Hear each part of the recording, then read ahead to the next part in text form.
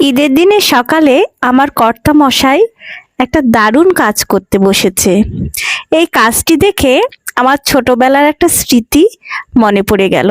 ঈদের দিনে আমার দাদা অনেক ভোরে এরকম হাতিয়ার পাতি ধার দিত, আর সেই শব্দে আমাদের তাড়াতাড়ি ঘুম ভেঙে যেত।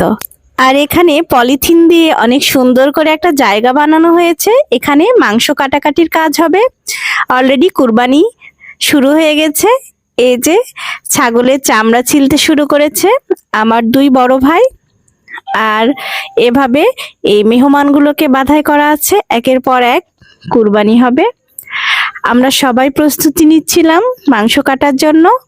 তারপর আমরা সবাই মিলে বসে পড়লাম এবং ঈদের দিনে সবাই মিলে এভাবে মাংস কাটাকাটির কাজ করলাম। ছোটবেলা থেকে এভাবে মাংস কাটাকাটির কাজ করতে আমার অনেক বেশি ভালো লাগে।